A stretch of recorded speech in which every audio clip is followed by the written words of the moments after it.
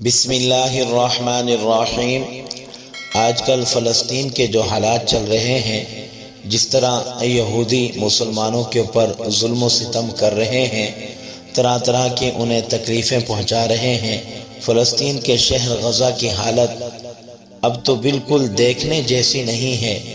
گھر گرے ہوئے ہیں، بچے یتیم ہو گئے ہیں، بہت سی خواتین بیوہ ہو چکی ہیں، اور بہت سے لوگ نقل مکانی کر کے دوسری جگہ چلے گئے ہیں۔ کسی کو بھی سکون نہیں ہے۔ یہ ظلم و ستم کی بہت زیادہ انتہا ہو چکی ہے۔ آج وہ انسانی حقوق کی تنظیمیں کہاں ہیں؟ اگر کسی جگہ پر کوئی ایک یہودی اس کو تکلیف پہنچے تو پورا کا پورا میڈیا بول اٹھتا ہے کہ فلاں جگہ کوئی یہودی مر گیا ہے، فلاں جگہ کسی یہودی کو تکلیف پہنچی ہے۔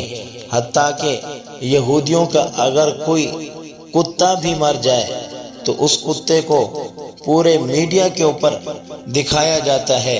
دیکھو کس طرح بے دردی سے انسان تو انسان جانوروں کے ساتھ ظلم و ستم کیا جا رہا ہے۔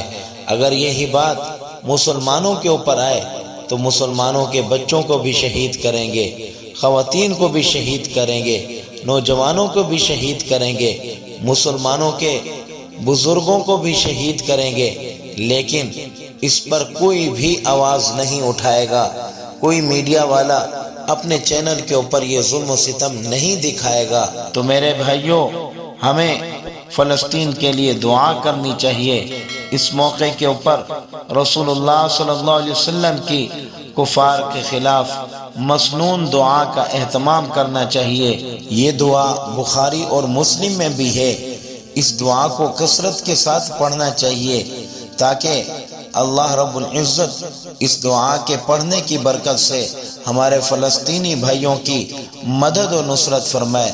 دعا یہ ہے: اللہم منزل الکتاب سریع الحساب اہزم الاحزاب اللہم اہزمہم وزلزلہم اللہم منزل الکتاب سریع الحساب اہزم الاحزاب اللہم اہزمہم وزلزلہم۔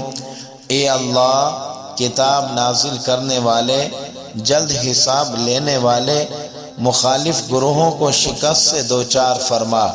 اے اللہ، انہیں شکست دے اور انہیں ہلاک کر کے رکھ دے۔